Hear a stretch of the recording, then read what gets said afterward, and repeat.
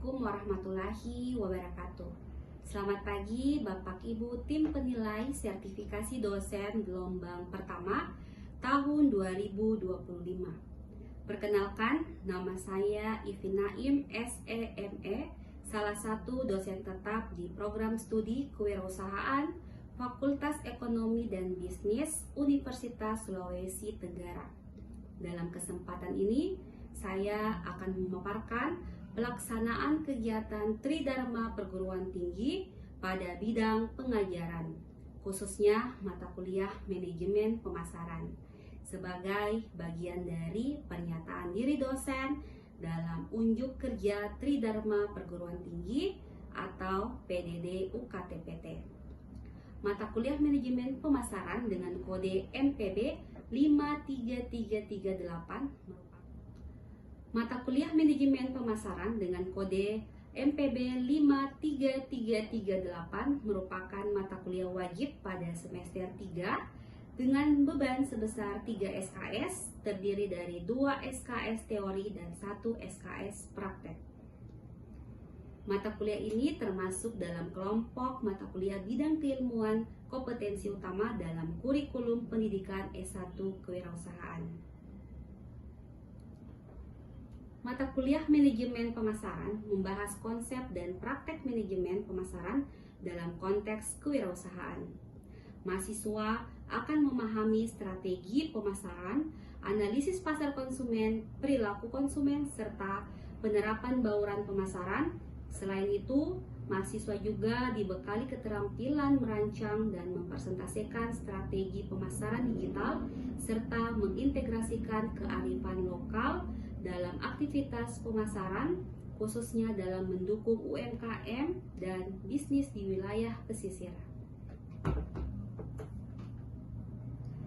Adapun materi pembelajaran terdiri dari: pertama, pengantar manajemen pemasaran; yang kedua, lingkungan dan strategi pemasaran; yang ketiga, perilaku konsumen; dan yang keempat, segmentasi targeting positioning; kelima, bauran produk; keenam, bauran harga; ketujuh, bauran tempat; dan kedelapan, bauran promosi; kesembilan, riset pemasaran; kesepuluh, pemasaran digital; dan yang terakhir, pemasaran lokal dan kearifan lokal.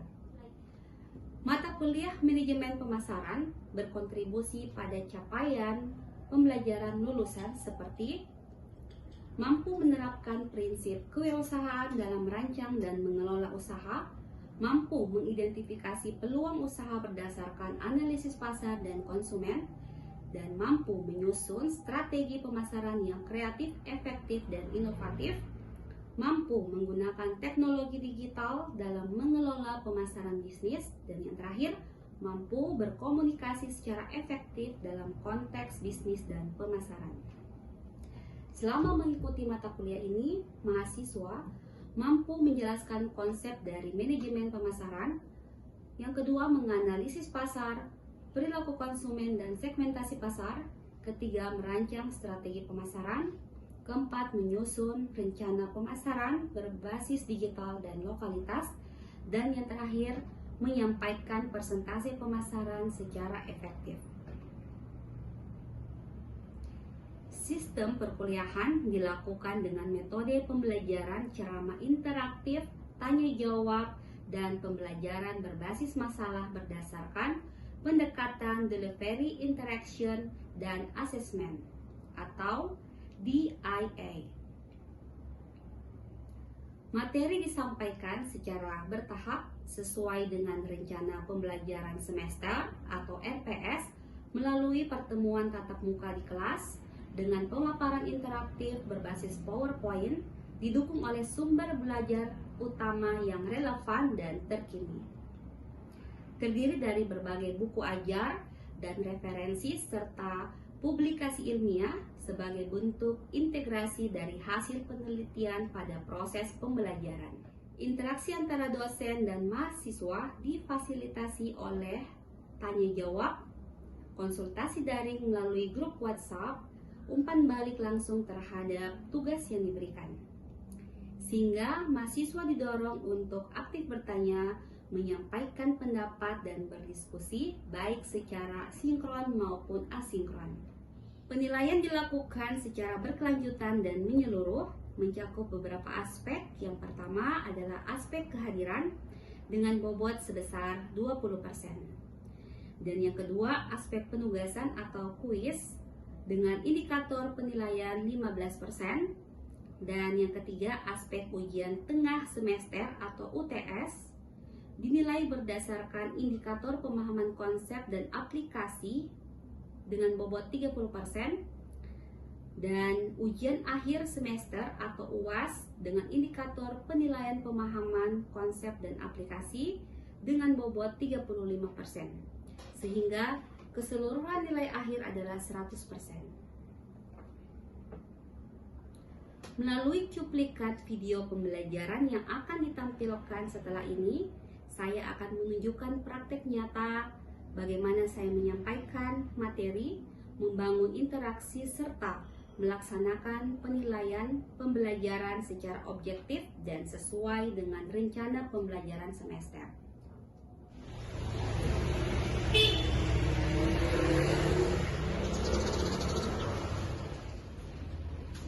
Bismillahirrahmanirrahim. Assalamualaikum warahmatullahi wabarakatuh. Waalaikumsalam. Dan selamat pagi. Gimana kabar hari ini? Oke ya. Nah, jadi pertama-tama marilah kita panjatkan puji dan syukur atas kehadirat Allah Subhanahu wa taala.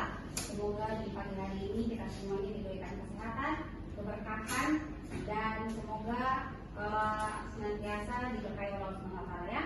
Dan tak lupa juga kita ucapkan salawat buat Nabi kita Nabi Muhammad SAW. Allahumma sholli ala sayyidina Muhammad wa ala Muhammad. Nah, selanjutnya sebelum kita masuk di perkuliahan kita, yaitu mata kuliah manajemen pemasaran, terlebih dahulu marilah kita mengerjakan doa dengan agama dan kepercayaan kita masing-masing. Berdoa dimulai.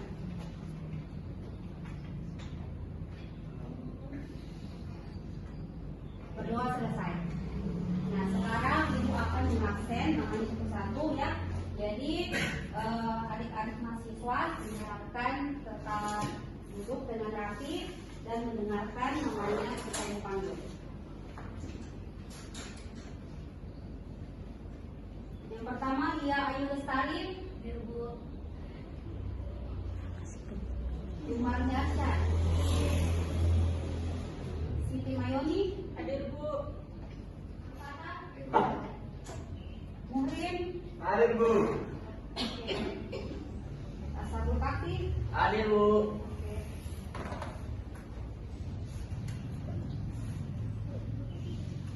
Nah ya, jadi hari ini sebelum kita masuk di materi inti kita ya, jadi hari ini tuh memang kita fokus di mata kuliah perilaku konsumen.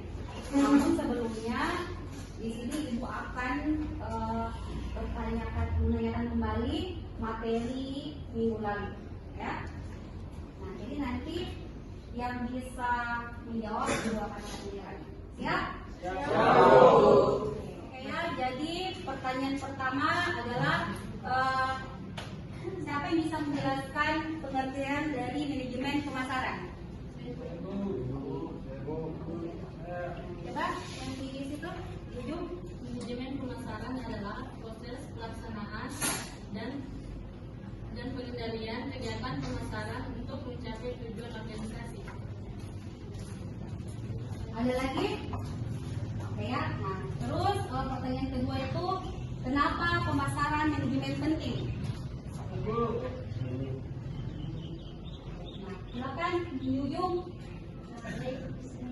Manajemen pemasaran penting karena dapat membantu bisnis untuk memahami pasar dan konsumen, meningkatkan penjualan, membangun hubungan pelanggan dan adaptasi terhadap perubahan pasar. Semua jawabannya itu bagus ya dan benar. Nah, kenapa Ibu menanyakan kembali materi minggu lalu ya? Karena di minggu pertama dan minggu kedua itu kita sudah masuk pengantar manajemen pemasaran ya. Tapi kita juga sudah mempelajari lingkungan dan strategi pemasaran. Nah, kita sekarang fokus di perilaku konsumen ya. Nah, perilaku konsumen ini merupakan tugas penting dari manajemen pemasaran ya, seperti itu. Kemudian juga Ibu ingin melihat bagaimana pemahaman dari adik-adik mahasiswa terkait dengan materi yang selalu Ibu berikan setiap minggunya ya. Oke.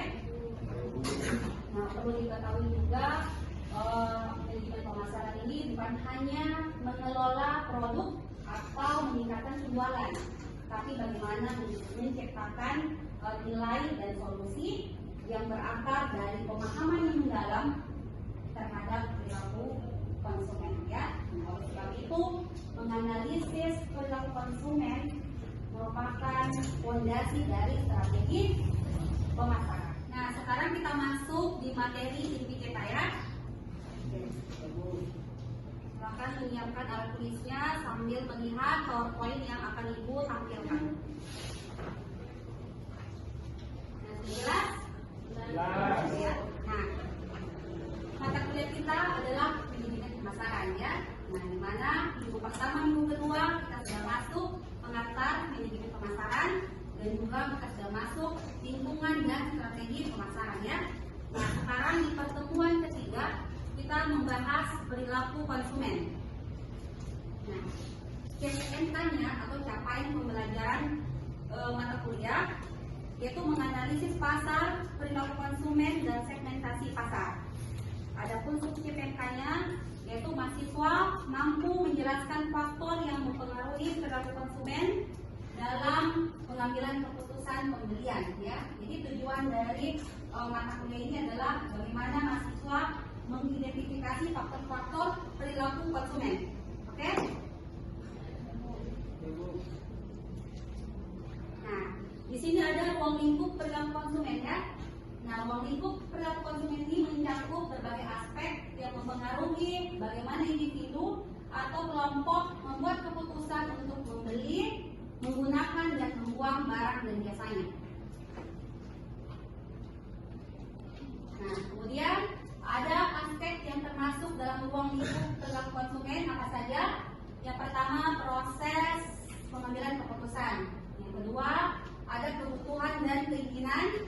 Ketiga, pengaruh sosial, ada pengaruh budaya dan faktor psikologis.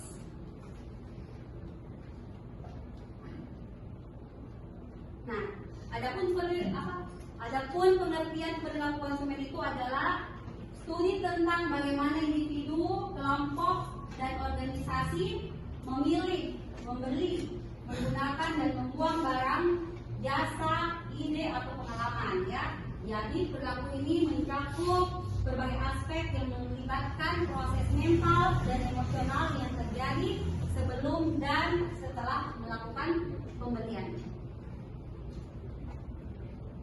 Nah, kemudian apa sih pentingnya mempelajari perilaku konsumen? Nah, di sini ada 4. Yang pertama, bagaimana memahami kebutuhan dan keinginan pasar sasaran. Yang kedua, menyusun strategi pemasaran yang lebih efektif. Yang ketiga, meningkatkan loyalitas pelanggan dan retensi. Dan yang terakhir, menyesuaikan produk dan layanan dengan preferensi konsumen. Nah, di sini ada faktor utama yang mempengaruhi konsumen atau perilaku konsumen ya. Nah, ada 2, ada faktor eksternal dan ada faktor internal. Ada yang tahu faktor eksternal dan internal? Nah, bisa dilihat faktor utama yang mempengaruhi konsumen atau perilaku konsumen ya. Satu ada faktor internal. Faktor internal ini yaitu ada faktor psikologi konsumen ya. Nah, psikologi konsumen juga ini mencakup ada motivasi, persepsi, pembelajaran dan sikap. Nah, di mana motivasi itu adalah dorongan dari dalam. Kalau persepsi bagaimana konsumen menghasilkan informasi yang didapatkan. Nah, kemudian ada pembelajaran yaitu pengalaman yang membentuk preferensi dan kebiasaan. Ini kebiasaan konsumen. Kemudian sikap ini keyakinan dan perasaan terhadap sesuatu merek. Nah, Nah, ini tadi faktor internal, sekarang ada faktor eksternal ya. Nah, yang termasuk faktor eksternal itu adalah lingkungan sosial dan budaya ya. Jadi faktor lingkungan sosial dan budaya juga ini mencakup perilaku konsumen, kemudian ada budaya, subbudaya, kelas sosial dan kelompok referensi. Nah, bagaimana? Jelas? Ya. Nah, sebelum kita lanjut di slide berikutnya, apa ada yang mau ditanyakan terkait dengan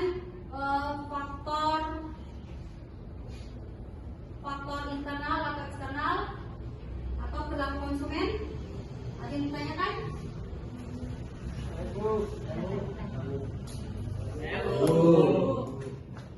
Oke, silakan. Yang di tengah. Mengapa begitu penting bagi perusahaan memahami faktor internal dan eksternal dalam perilaku konsumen? Oke, nah saya jawab dulu satu-satu ya. Oke. Pertanyaan dari Lia, ya bagus sekali. Nah pertanyaannya itu kenapa sih perusahaan itu harus memahami faktor eksternal dan internal ya. Nah, jadi dengan memahami faktor eksternal dan internal, perusahaan itu dapat mampu membuat keputusan yang baik ya, dengan pemahaman apa? Dengan pemahamannya dalam hal pengembangan produk, kemudian penerapan strategi promosi dan juga menetapkan harga ya. Dan memang persepsi konsumen ini dan juga faktor-faktor yang mempengaruhi perilaku konsumen ini merupakan kunci buat perusahaan untuk berhasil di pasar yang lebih kompetitif ya. Jadi dengan pengetahuan perusahaan yang dimiliki ini terkait dengan faktor-faktor eksternal dan internal dapat membantu perusahaan untuk membuat strategi promosi yang lebih efektif ya, seperti itu, atau merancang strategi pemasaran yang efektif.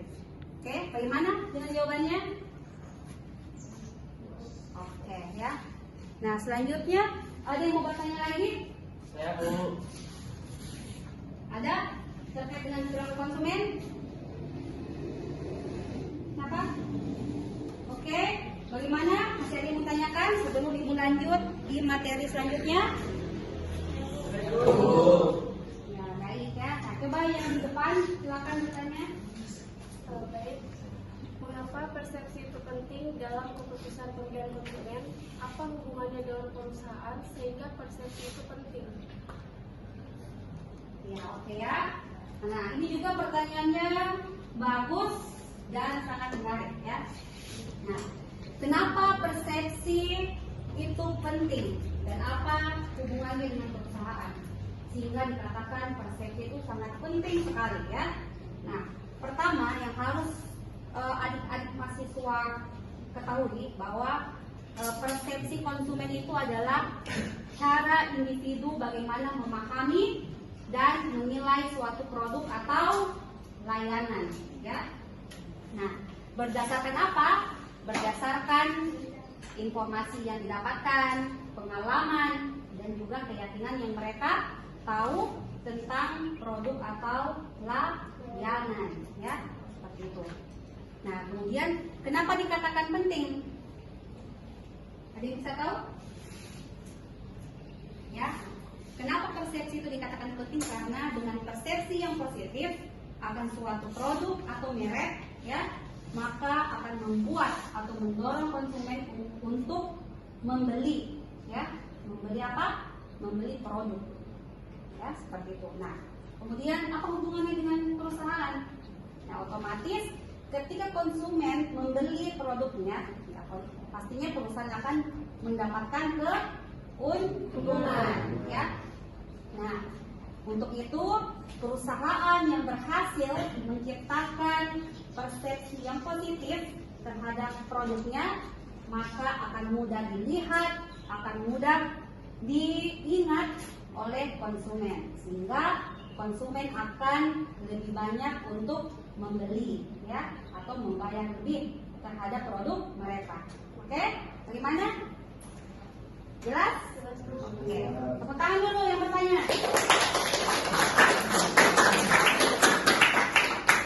Jadi, saya ucapkan terima kasih kepada mahasiswa yang sudah bertanya tadi ya, dan pertanyaannya bagus semua. Nah, sekarang kita masuk di slide selanjutnya, yaitu ada proses pengambilan keputusan konsumen ya. Nah, bisa dilihat? Proses pengambilan keputusan konsumen di sini ada 5 ya. Yang pertama, pengenalan kebutuhan. Kedua, pencarian informasi. Ketiga, evaluasi alternatif. Keempat, puasa pembelian. Dan yang terakhir, perilaku pasca pembelian. Nah, ternyata materi kita sudah mau selesai. Jadi kesimpulan dari perkuliahan hari ini dengan pokok pembahasan perilaku konsumen adalah pemahaman mendalam tentang perilaku konsumen adalah kunci utama untuk kesuksesan bisnis yang berkelanjutan. Jadi pemasar harus tetap adaptif dan berpusat pada konsumen di tengah evolusi digitalisasi dan AI. Ya, seperti itu. Nah, selanjutnya, karena materi kita sudah selesai, nah sekarang Ibu akan memberikan tugas, ya. Jadi tugasnya itu tugas mingguan kita. Jadi setiap pertemuan memang kita ada tugas mingguan. Nah, di mana tugas mingguan itu akan Ibu share di grup WhatsApp kita, grup WhatsApp untuk mata kuliah manajemen pemasaran ya. Nanti tugasnya silakan dilihat di grup. Nanti sebentar malam Ibu akan share tugasnya. Silakan dilihat dan dikerjakan dengan baik. Dan adapun waktu pengumpulannya di share juga di grup ya. Nah, oke. Nah, selanjutnya, karena materi kita sudah selesai hari ini, perkuliahan kita sudah selesai untuk pertemuan ketiga, maka saya tutup dengan mengucapkan alhamdulillah Rabbil alamin ya. Semoga materi yang Ibu bawakan ini bermanfaat buat adik-adik semuanya ya. Jadi tetap semangat dan sampai jumpa di pertemuan berikutnya dengan topik STP ya. Ada mau STP? Nggak ada. Oke. Jadi STP itu adalah segmentasi, targeting dan positioning. Oke? Wassalamualaikum warahmatullahi wabarakatuh. Demikian cuplikan video pembelajaran. Semoga tayangan ini dapat memberikan gambaran menyeluruh tentang bagaimana saya melaksanakan kegiatan pendidikan yang bermutu, terstruktur, dan berorientasi pada capaian pembelajaran lulusan. Wassalamualaikum warahmatullahi wabarakatuh.